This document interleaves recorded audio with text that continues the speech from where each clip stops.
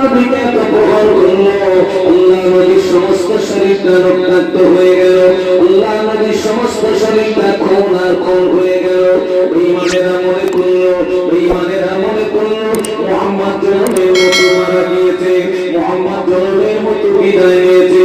এরা তো কোনো মারামারি করবে, এরা তো কোনো কাটাকাটি করবে, এরকম করুন পরিস্থিতিতে আল্লাহ নবীর কলিজা ছেঁড়া সাহাবী আবু বকর সিদ্দিক রাদিয়াল্লাহু আনহু ছুটে গিয়ে আল্লাহ নবীকে পাদা করে তুলে নিয়ে একটুখানি দূরে একটা আলোর বাগানের ভিতরে প্রবেশ করে আবু বকর সিদ্দিক রাদিয়াল্লাহু আনহু আল্লাহ নবীকে কোলের উপরে বসিয়ে নিলেন। আল্লাহ নবীর মাথা মোবারকটা আবু বকর সিদ্দিক রাদিয়াল্লাহু আনহুর কাঁধের উপরে, আবু বকর সিদ্দিক রাদিয়াল্লাহু আনহু আল্লাহ নবীর কোলের বদনের দিকে চেয়ে বলেছিলেন, ইয়া রাসূলুল্লাহ হাবিবাল্লাহ, একবার আপনি আমার দিকে চেয়ে দেখুন, একবার আপনি আমার দিকে ফিরে দেখুন, এখানে আমি আর আপনি ছাড়া আর কেউ নাই। আল্লাহ নবী তাকে শোনাতেন না, আল্লাহ নবী কথার উত্তর দেন না। আবু বকর সিদ্দিক রাদিয়াল্লাহু আনহু মনে করেছেন, আল্লাহ আমার নবীকে মনে হয় আজ জীবিত পাবো না, আমার নবীকে মনে হয় আজ জিন্দা পাবো না। আবু বকর সিদ্দিক রাদিয়াল্লাহু আনহুর সময় আল্লাহ পাকের দরবারে হাত তুলে ফরিয়াদ করতে লাগলেন,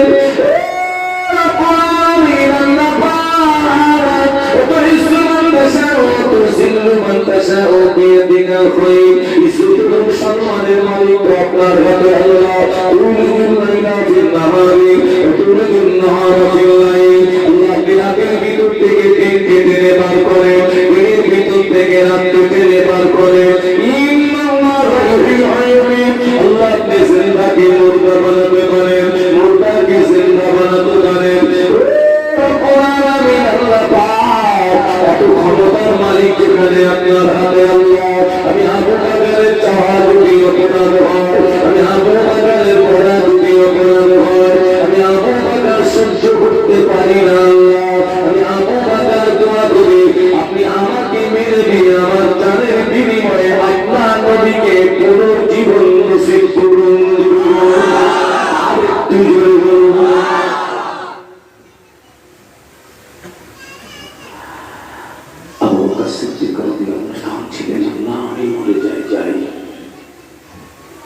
আমার জানের বিনিময়ে আমার নবীকে বাঁচাও। হুজুর কাঁদছিলেন, হুজুরের দু ফোঁটা চোখের গরম পানি আল্লাহ নবীর নূরের বদনে যেই পড়ে গেছে, আল্লাহ নবী হুঁশ ফিরে পেলেন। বলুন সুবহানাল্লাহ।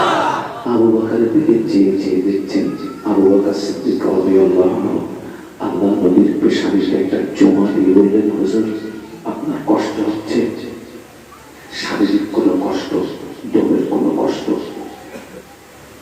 আল্লাহ নবী বলেছিলেন, আবু বকর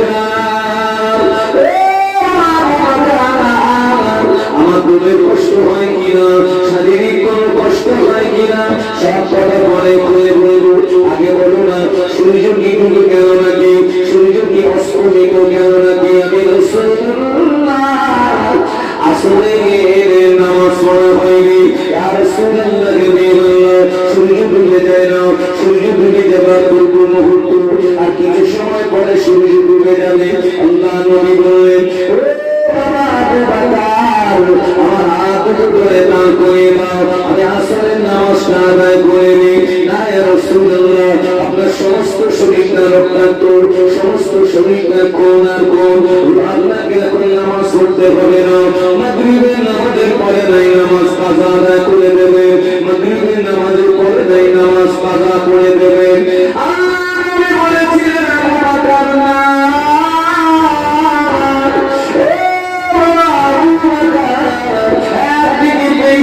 আমাকে পাথর দিয়ে মেরেছে বাবা, পাথরের আঘাতে সমস্ত শরীরটা জ্বালা যন্ত্রণা করে, যদি আমি নামাজ ছেড়ে দিই আমার রূহের কষ্ট বেড়ে যাবে, আমার রূহের যন্ত্রণা বেড়ে যাবে। আমি রাসূলুল্লাহ রূহের কষ্ট সহ্য করতে পারবো না, আমার হাত ধরে তার করে দাও, আমি নামাজ আদায় করে নিই।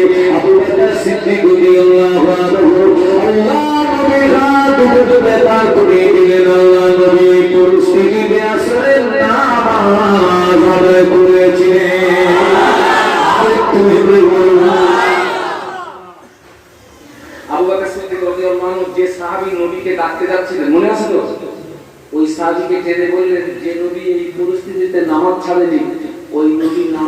করে ঘুমোবে তুই ভাবলে কি করে? নামাজের জন্য নবীকে দেখা যাবে না। ওমর রাদিয়াল্লাহু আনহু বলছেন, আচ্ছা নবীকে ডাকা যাবে না তাই বলে আমরা কি নামাজ কাজা করবো? সাহাবীদের ভিতরে সবচেয়ে রাগী সাহাবী কে ছিলেন? আরো জোরে। নবীর বিপক্ষে কি কথা বললে কি হবে?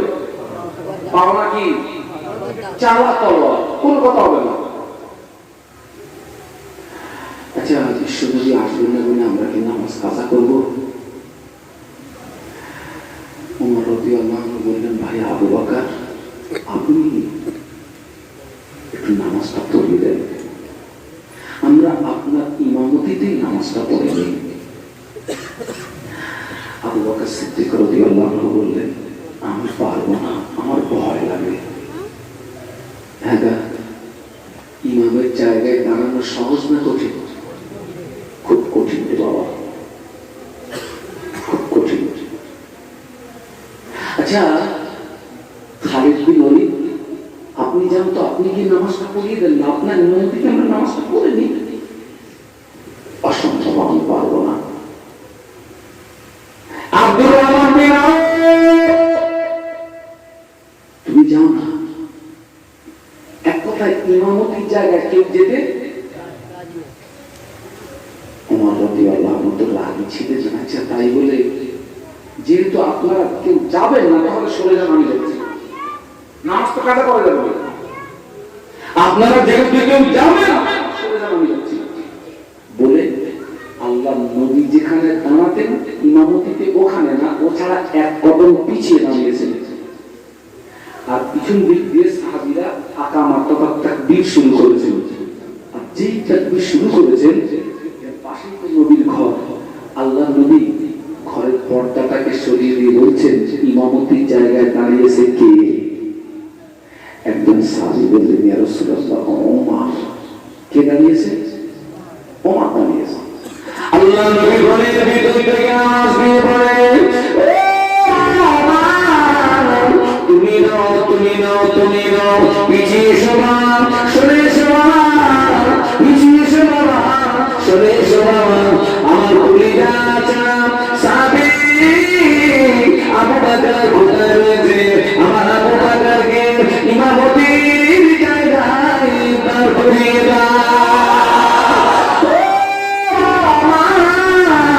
পিছিয়ে শোনা, সরে শোনা, পিছিয়ে শোনা, সরে শোনা। তুমি নাও, তুমি নাও, তুমি নাও, আমার কলিজা সাহাবী আবু বকর কোথায় রয়েছে? আমার আবু বকরকে ইমামতির জায়গায় দাঁড় করিয়ে দাও। আল্লাহ নবী কথা দিতেই বললেন, ওমর রাদিয়াল্লাহু আনহু ইমামতির জায়গা থেকে পিছিয়ে এসে পিছনের কাতার থেকে আবু বকর হুজুরের হাতটাকে ধরে ইমামতির জায়গায় দাঁড় করিয়ে দিলেন। ওই দিন মদিনার মসজিদে নববী শরীফে আবু বকর হুজুরের ইমামতিতেই নামাজ উপস্থিত জনমন্ডলীর কাছে উপস্থাপন করে ওমর রাদিয়াল্লাহু আনহু বলছেন, এই ঘটনা যেদিন ঘটলো আপনারা ছিলেন না? ছিলেন না? হ্যাঁ আমি ছিলাম। তাহলে আপনারা যদি থেকেই থাকেন, সেই দিন তো নির্বাচন হয়েই গিয়েছে, আমি তো খলিফার জায়গায় দাঁড়িয়েছিলাম। রাসূল কি বললেন মনে নেই? পিছিয়ে যাও, কাকে দাও? জোরে বলেন না। অতএব বিশ্বনবীর অবর্তমানে মদিনার রাষ্ট্রপতি হওয়ার উপযুক্ত হযরত আবু বকর সিদ্দিক, আমি ওমর সর্বপ্রথম আবু বকরের হাতে হাত দিয়ে বায়াত হচ্ছি। একটু জোরে বলেন মহব্বতে বলতে পারলেন না? তাকবীর বলতে নারায়ে তাকবীর, আরো জোরে বলেন নারায়ে তাকবীর। এই যে খলিফা নির্বাচন হলো বিশ্বনবীর অবর্তমানে, এটা গণতন্ত্র অনুযায়ী হলো না রাজতন্ত্র অনুযায়ী হলো? আরে গণতন্ত্র কাকে বলে? জনগণের মতামতের উপরে যেটা নির্বাচন হয়, এটা হচ্ছে গণতন্ত্র। আর রাজতন্ত্র ছেলে পেটে বোম মারলেও কিচ্ছু নেই, ও হুজুর। এটা হচ্ছে রাজতন্ত্র। আমার কথা বুঝতে পারছেন না? পারছেন না? আমি ইমাম, আমার ছেলে পেটে বোম মারলে কিছু নেই, আমার অবর্তমানে ও গিয়ে দাঁড়িয়েছে। মানে ওর মামার দামে মুসলিমও খানে খাওয়া হয়ে যাবে।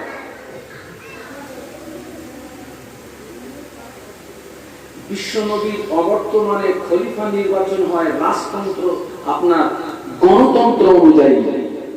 কিন্তু কারবালার ময়দানে যে রক্তক্ষয়ী সংগ্রাম হয়েছিল, তার পিছনের মূল উদ্দেশ্য ছিল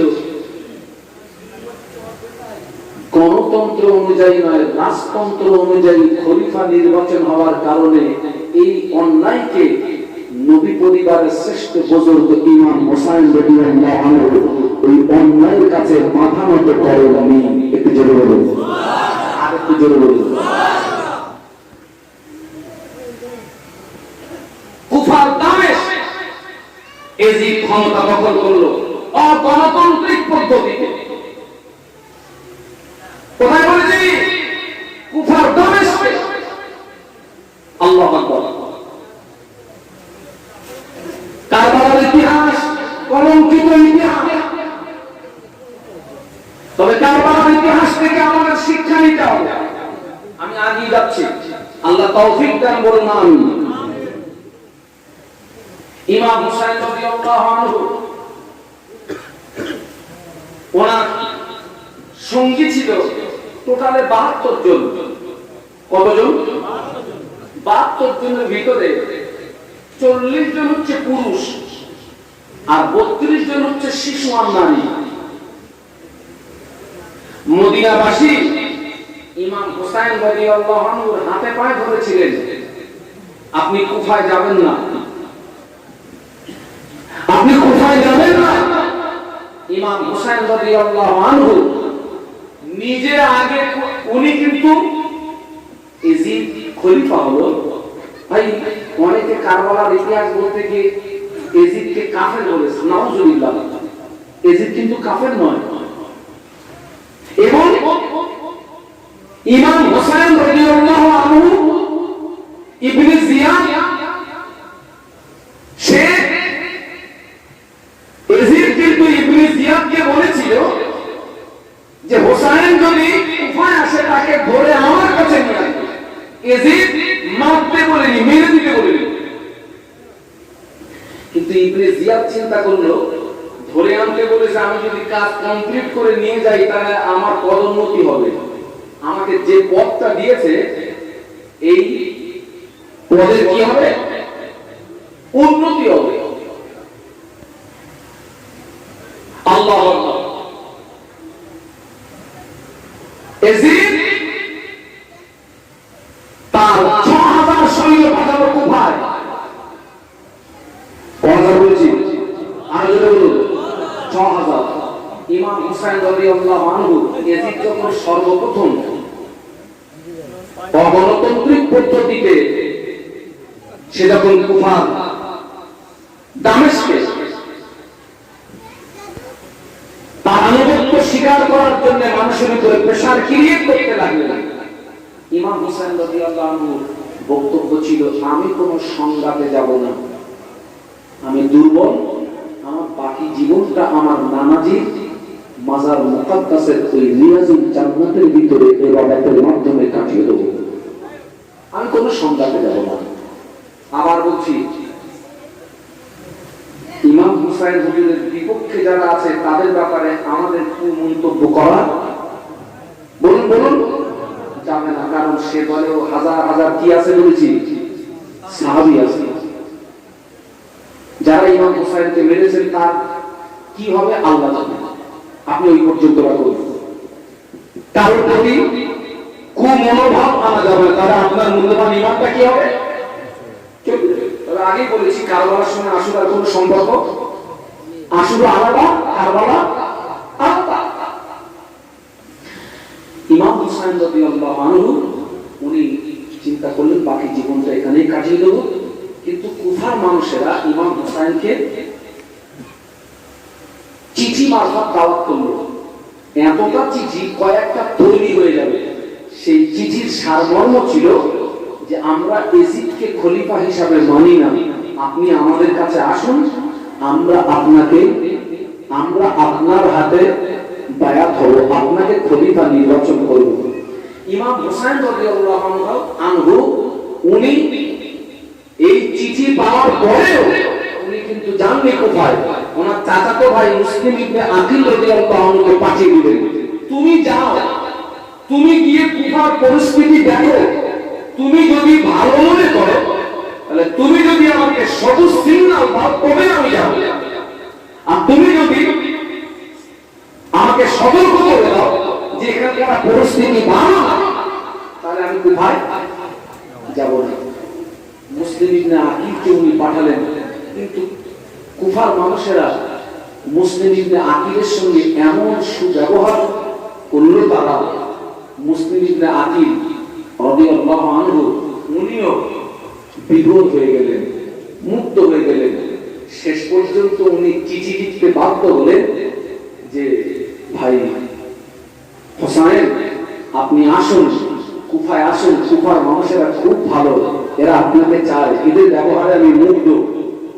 আল্লাহ এদিকে চিঠি ছেড়ে দেওয়া শেষ, মুসলিম ইবনে আকিল রাদিয়াল্লাহু আনহুর সঙ্গে দুর্ব্যবহার করাও বলুন শুরু। চিঠি কিন্তু অটোমেটিক ছেড়ে দিয়েছে।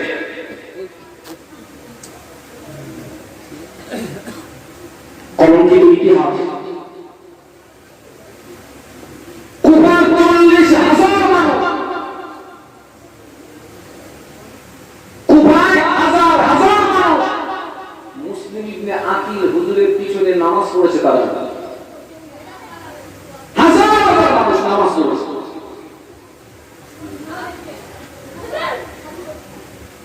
এদিকে যখন চিঠি পাঠিয়ে দেওয়া হলো, মুসলিম ইবনে আকিল রাদিয়াল্লাহু আনহু দুর্ব্যবহার শুরু, তখন আর কিচ্ছু করার নেই। মুসলিম ইবনে আকিল তখন চিন্তায় পড়ে গিয়েছে, আল্লাহ আমি তো নিজেও ক্ষতিগ্রস্তর মধ্যে পড়ে গেলাম এবং আমার ভাইকেও মৃত্যুর দুয়ারে ডেকে আনার জন্য আমি যে চিঠি পাঠিয়ে দিলাম। আল্লাহ, ইমাম হুসাইন রাদিয়াল্লাহু আনহু তিনি কিন্তু যুদ্ধ করতে আসেন, তিনি যদি যুদ্ধ করতে আসতেন তাহলে সপরিবারে আসতেন না। এই 72 জনের ভিতরে 40 জন পুরুষ বলেছি আর 32 জন কি বলেছি, শিশু আর নারী, এনাদেরকে নিয়ে উনি কুফায় রওনা হলেন। ফজরের সকাল হলো, জোহরের ওয়াক্ত আসার আগেই আল্লাহু আকবার এজিদ 6000 সৈন্য পাঠালো। বাবা 72-এর সঙ্গে 6000-এর কি যুদ্ধ করা লাগে? ও তো এক জায়গায় পাক মারলেই কমপ্লিট। আল্লাহু আকবার, জোহরের ওয়াক্ত আসার আগে 40 জন শহীদ হয়ে গেলেন। বলুন ইন্না লিল্লাহি ওয়া ইন্না ইলাইহি রাজিউন। ইমাম হোসেন হুজুরের সঙ্গী সাথী, তবে তার আগের কথা, ইমাম হোসেন রাদিয়াল্লাহু আনহু বললেন সঙ্গী সাথীদের, তখন যুদ্ধ শুরু হয়নি, হুজুর বললেন তোমরা মদিনায় ফিরে যাও, আমার সঙ্গে থেকে তোমরা তোমাদের জীবনকে বিপন্ন করো না। সঙ্গী সাথীরা বলেছিলেন,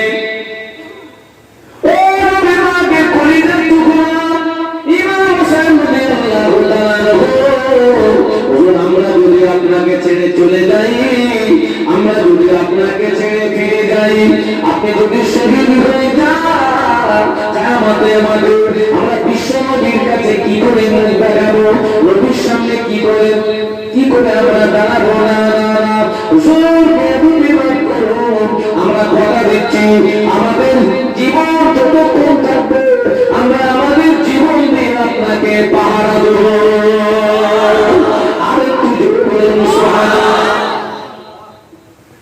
আমরা আপনাকে ছেড়ে দিয়ে ফিরে যাব না, কথা দিচ্ছি আমাদের ঘরে যতক্ষণ জান থাকবে জীবন দিয়ে আপনাকে পাহারা দেব।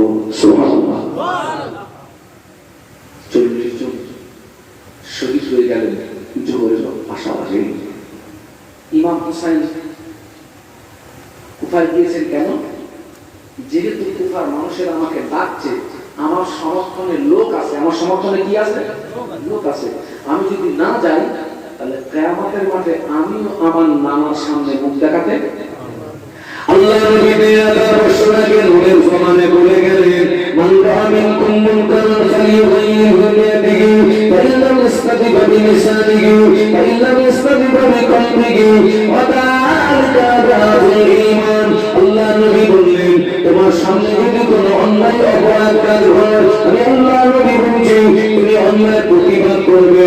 অন্যায় প্রতিবাদের ধারা আল্লাহ নবী বললেন তিনটি। এক নাম্বার, তোমার বাহুকে মজবুত করে হাত দিয়ে অন্যায় প্রতিবাদ করবে। হাত দিয়ে যদি না পারো জবান দিয়ে অন্যায় প্রতিবাদ করবে। জবান দিয়ে যদি না পারো কমপক্ষে অন্তর দিয়ে ঘৃণা করবে। এটা হলো দুর্বলতম ঈমানের লক্ষণ।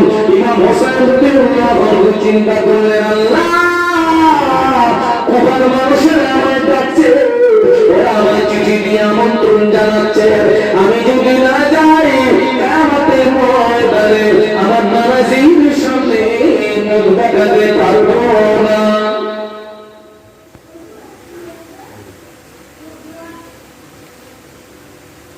জন শহীদ হয়ে গেল। পুরুষদের মধ্যে আছেন উনি এখন একা। বাবা কমিটির কেউ একজন আমার সঙ্গে একটু দেখা করতো ভাই। 40 জন বিরাট পুরুষদের মধ্যে আছেন, বলুন বলুন একা কে আছে? ইমাম হোসেন রাদিয়াল্লাহু আনহু। আর তাবুর ভিতরে আছে শিশু আর নারী। দর্শনে আল্লাহুম্মা এতগুলো মানুষ জোরে জোরে বলেন সাল্লাল্লাহু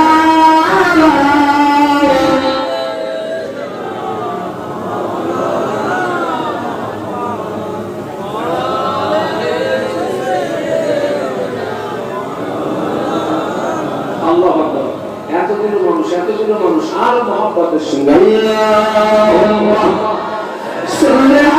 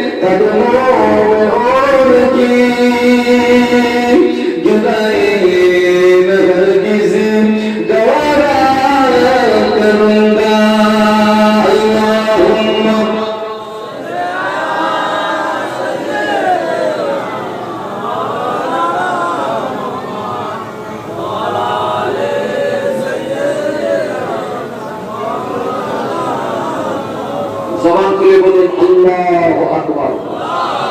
এত স্লো কেন? খিদে লেগেছে নাকি? হ্যাঁ, কার কার খিদে লেগেছে হাত তোলেন তো। এখানে চিনি পানি আছে, খাওয়া রেডি আছে। জবান খুলে বলুন আল্লাহু আকবার। মহব্বতের সঙ্গে বলেন আল্লাহু আকবার। তুকবীর নারায়ে তাকবীর, নারায়ে তাকবীর। মহাবিসারের কমিটির বৃন্দ নারায়ে তাকবীর। একটু মহব্বতের জিকির লা ইলাহা ইল্লাল্লাহ।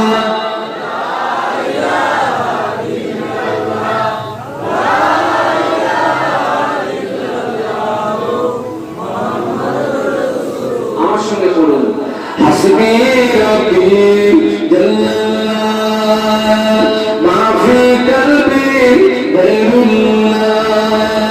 হাসবি রাব্বি জাল্লাল্লাহ মা ফি কলবি গায়রুল্লাহ। মুহাম্মদ সাল্লাল্লাহু লা ইলাহা ইল্লাল্লাহ।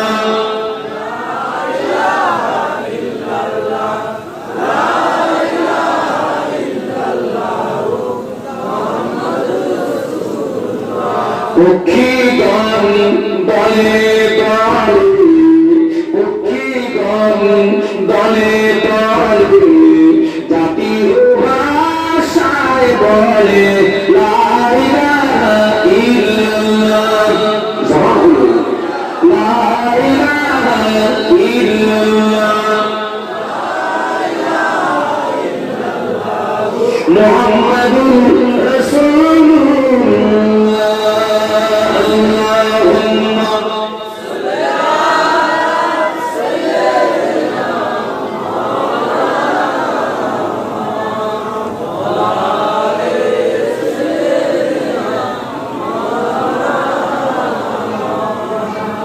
ইমাম হোসেন রাদিয়াল্লাহু আনহু সাথী সঙ্গী বিদায়।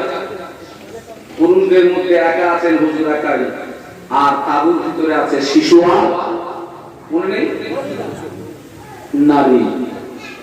ইমাম হোসেন রাদিয়াল্লাহু আনহু তাবুর ভিতরে গিয়েছেন স্ত্রীর কাছ থেকে বিদায় নিতে। কেন? তিনি ময়দানে নামবেন। ভাই, যুদ্ধ করতে গেলে দুটো জিনিসের প্রয়োজন হয়। এক হচ্ছে পেটে বল থাকা চাই, আর স্বাভাবিকভাবে ধস্তাধস্তি করতে গেলে বেশি প্রয়োজন হয় কিসের? পানি পিপাসা লাগে না? ইমাম হোসেন রাদিয়াল্লাহু আনহুর সঙ্গী সাথীদের খাওয়াও নেই, এক ফোঁটা পানিও নেই। কারণ ফোরাত নদী কাদের দখলে? টোটাল ফোরাত নদীর উপকূলটাকে ঘিরে ফেলেছে।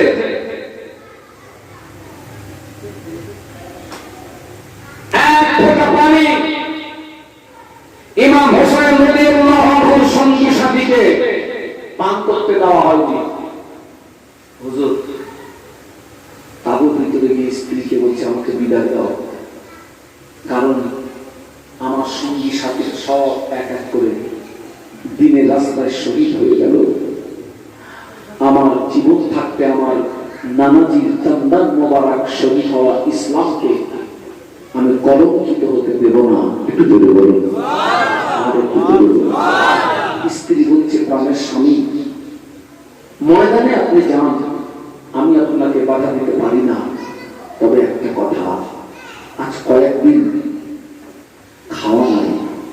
আপনার এই মাসুম বাচ্চা, আপনার কলিজার টুকরা শিশু সন্তান, আজ কয়েকদিন অন্য কিছু খাওয়া নেই, পানির তৃষ্ণায় ছটফট করছে, আমার বুকে তখন দুধও নেই। আপনি ময়দানে যাচ্ছেন, যান, আপনার কাছে আমার একটা দাবি, অন্তত আপনার এই মাসুম বাচ্চার জন্য একটুখানি পানির ব্যবস্থা করে দিন। আপনি একটুখানি তার জন্য পানির ব্যবস্থা করে দেন, একটু পানির ব্যবস্থা। আপনার এই মাসুম বাচ্চা রবিবারের কলিজার টুকরা ইমাম হোসেন রাদিয়াল্লাহু তাআলা মাসুম বাচ্চা, বেদনা মাসুম বাচ্চা কলিজার টুকরা সন্তানটাকে হাতের তালু করে নিয়ে এসিবি সৈন্যর মাঝখানে গিয়ে বলে, আরে সৈন্য, আমার হাতের দিকে তাকাও, এটা রাসূলুল্লাহ রওনা। কার রওনা? আর যদি বলুন রাসূলুল্লাহ, যে বলতে পারলেন না রাসূলুল্লাহ। আরে সৈন্য, আমার হাতের দিকে তাকাও, এটা রাসূলুল্লাহ রওনা। আমার সঙ্গে তোমাদের শত্রুতা থাকতে পারে, আমাদের সঙ্গে তোমাদের দুশ্মনী থাকতে পারে, এই কচি বাচ্চার সঙ্গে তো তোমাদের শত্রুতা থাকার কথা নয়। ফোরাত নদীতে অনন্ত পানি পানি প্রবাহিত হচ্ছে, একটু ফোরাত নদীর উপকূলটা ছেড়ে দাও, আমার বাচ্চাটাকে একটু পানি পান করতে দাও। অপরন্ত পানি প্রবাহিত হচ্ছে, একটুখানি পানি পান করতে দাও। আমার সঙ্গে তোমাদের দুশ্মনী থাকতে পারে, শত্রুতা থাকতে পারে, এই ছোট্ট বাচ্চার সঙ্গে দুশ্মনী থাকার কথা নয়। হুজুর খুব কাকুতি মিনতি করলেন, কিন্তু হুজুরের কথা বিপক্ষ দলের মানুষের হৃদয়ে রেখাপাত করল না। বরং কি পাওয়া গেল? বিপক্ষ থেকে একটা তীর এসে হুজুরের কলিজার টুকরা সন্তানের শরীরটা এপর ওপর হয়ে গেল। পিতার হাতের তালুতে কলিজার টুকরার মওত। বলুন ইন্না লিল্লাহি ওয়া ইন্না ইলাইহি রাজিউন। হুজুর আমার মরা বাচ্চা, রক্ত মাখা বাচ্চা, খুন মাখা বাচ্চা, মরা বাচ্চা, রক্ত মাখা বাচ্চা, খুন মাখা বাচ্চাটাকে নিয়ে তাঁবুর ভিতরে এসে বিবিকে বলে, বিবি ও প্রাণের বিবি, এরাও তোমার বাচ্চা। পানি পান করাতে দিয়েছিলে, এমন পানি পান করে এনেছে জীবনে কোনোদিন আর পানি পানি বলে আর বিশ্বাস করবে না। এমন পানি পান করে এনেছি তোমার ছেলে আর জীবনে কোনোদিন পানি পানি বলে তোমার বিশ্বাস করবে না। এরা তোমার বাচ্চা।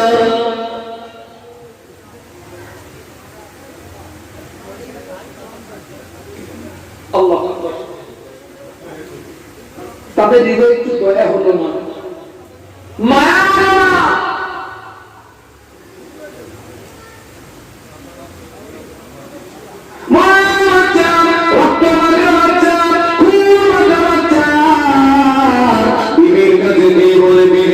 আমি তোমাদের আল্লাহ আমি ময়দানে চলে যাচ্ছি, আমার জন্য দোয়া করো, আমার জন্য দোয়া করো। আমি তোমাদেরকে আল্লাহ হাওলা করলাম, আমি ময়দানে চলে যাচ্ছি। হুজুর আমার ময়দানে নেমে পড়েছেন, হাজার হাজার সৈন্য। হুজুর আমার একা কেতাবে এসেছে বাবা, এক মুহূর্তের ভিতরে ইমাম হোসেন বাবা বিভক্ত সৈন্যদেরকে মেরে হুজুর মাফ করে দিয়েছেন। বলুন সুবহানাল্লাহ। আরেকটু জোরে বলুন সুবহানাল্লাহ। একাই ময়দানে নেমে ইজিদি সৈন্যকে মেরে লোপাট করে ফেলেছেন। মুহূর্তের ভিতরে ফোরাত নদীর উপকূলটা ফাঁকা হয়ে গেছে। সুবহানাল্লাহ। যদি বলতে পারবেন না, মহব্বতে বলতে পারবেন না। হাজার হাজার সৈন্যের মাঝখানে হুজুর একা। ইমানে একটা জাজবা থাকে না, থাকে না? হ্যাঁ,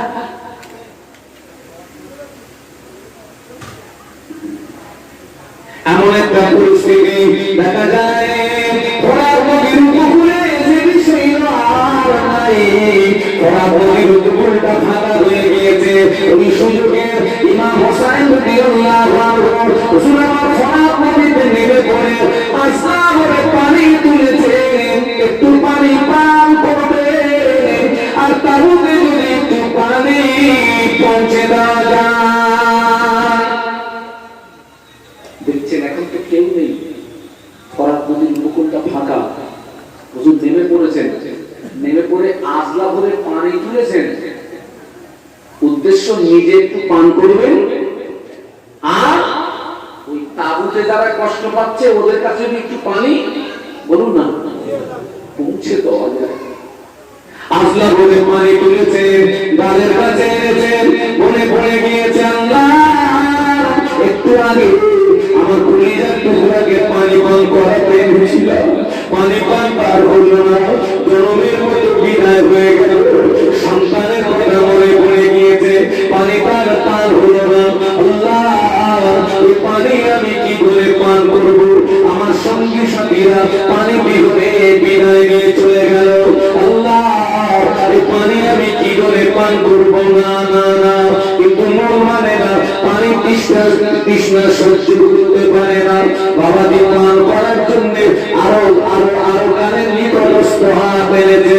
হঠাৎ দেখতে পাওয়া যায় শত্রু থেকে একটা তীর এসে হুজুরের কপালে বিঁধে গেল। কপাল দিয়ে ভিড় দিয়ে রক্ত বার হয়। ওই রক্ত হুজুরের হাতের পানি রক্ত মিশ্রিত হয়ে যায়, পানির সঙ্গে রক্ত মিশে যায়। ইমাম হোসেন রাদিয়াল্লাহু তাআলা চিন্তায় পড়ে গিয়েছে, আল্লাহ আমি এখন মৃত্যুর দুয়ারে দাঁড়িয়ে পানির সঙ্গে রক্ত পান করা হারাম হারাম হারাম হারাম হারাম। আমি মৃত্যুর দুয়ারে দাঁড়িয়ে আমি হারাম করব না। একটু জোরে বলুন সুবহানাল্লাহ, আর একটু জোরে বলুন সুবহানাল্লাহ।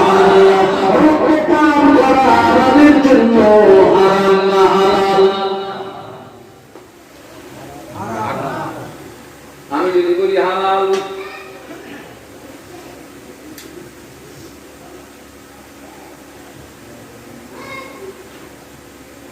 মায়ের গর্ভের ভিতরে আমরা ছিলাম, মায়ের গর্ভের ভিতরে আমাদের খাদ্য ছিল মায়ের মাসিকে নাপাক রক্ত, মায়ের পেটের ভিতরে আমাদের খাদ্য ছিল মায়ের মাসিকে নাপাক রক্ত, মায়ের পেটের ভিতরে রক্ত ছিল আমাদের জন্য হারাম। যেদিন পৃথিবীতে ভূমিষ্ঠ হয়েছে সেদিন থেকে এক ফোঁটা রক্ত পান করা আমাদের জন্য হারাম। এই বিধানটা অন্য কারো নয় রে বাবা, এই বিধানটা হলো আমার আল্লাহ। একটু জোরে বলা যাবে না? আর একটু মহব্বতে ইমাম হুসাইন চিন্তা করে দিয়েছে, আল্লাহ আমি এখন মৃত্যুর দুয়ারে, রক্ত মিশ্রিত পানি রক্ত পান করা হারাম, আমি মৃত্যুর দুয়ারে দাঁড়িয়ে হারাম উদরস্ত করবো না, জীবন চলে যাবে। সহজ না কঠিন? জোরে জোরে বলুন না। হ্যাঁ, আমরা হলে কি করবো?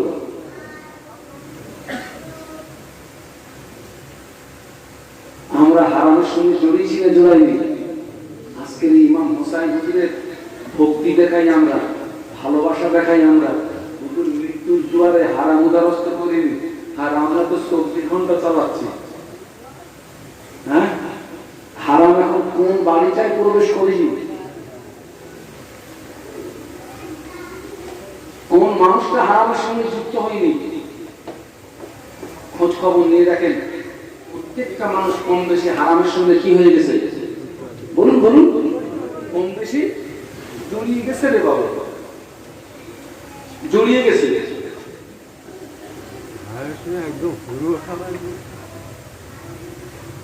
মায়ের পেটে রক্ত ছিল হালাল, ভূমিষ্ঠ হয়েছে রক্ত হারাম। আমাদের পেটের ভিতরে পায়খানা, আমাদের পেটের ভিতরে ময়লা পেশাব পায়খানায় ভরা। আমরা যদি উযু করে নামাজে দাঁড়াই, নামাজ হবে না, হবে না।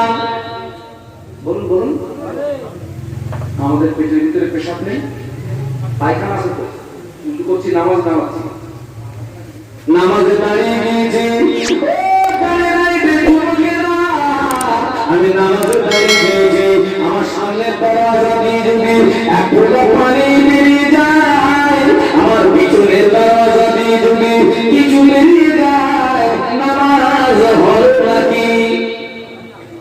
কেন? ও তাহলে ভিতরে থাকলে দোষ নেই, বাইরে বেরোলে দোষ।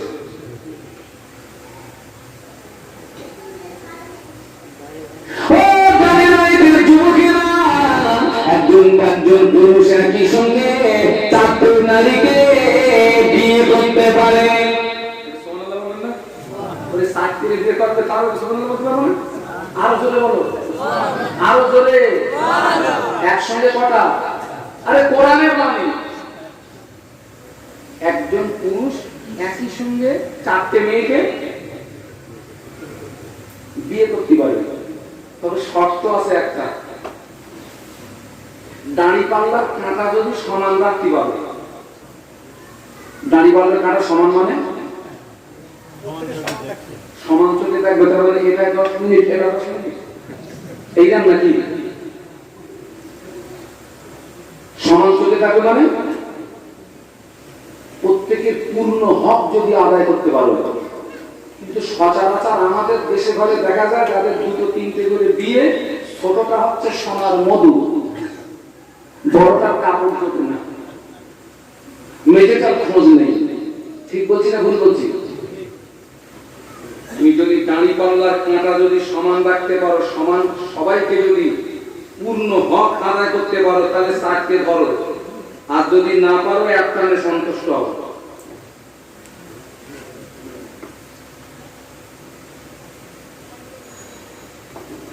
একই সঙ্গে 4টির বেশি 5টা বিয়ে করা যাবে না। এই বিধানটা কার? বলুন, কার বিধান? আরো জোরে বলুন। এত স্লো কেন আপনারা? আরো জোরে বলুন। একই সঙ্গে 4টির বেশি 5টা বিয়ে করা যাবে না। বিধানটা আমার আল্লাহ, তবে 4 এর ভিতরে একটা যদি মারা যায় আবার একটা বিয়ে করতে পারে, আবার যদি মারা যায় আবার একটা বিয়ে করতে পারে।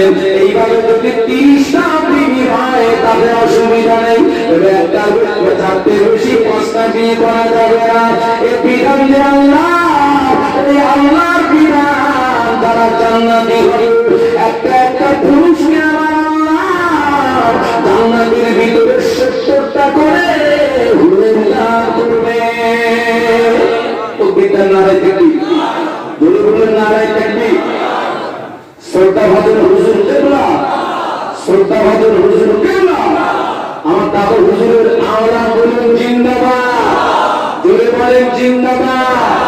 আওলাদের মুজাদ্দেদ জামান বলেন জিন্দাবাদ। খুশি না দাদা? আমার খুব ভয় লাগছিল ভাই, আমার খুব ভয় লাগছিল। সময় হয়ে গেছে, হুজুর আসেন না কেন? মনে নেই কপালে বিপদ আছে। হ্যাঁ? আল্লাহু আকবার। আমরা সকলে বলি আলহামদুলিল্লাহ। তার মানে আমাদের কি? আল্লাহ পাকের প্রশংসা, খুশির সংবাদ শুনলে কি বলতে হয়? আলহামদুলিল্লাহ, আলহামদুলিল্লাহ, আলহামদুলিল্লাহ।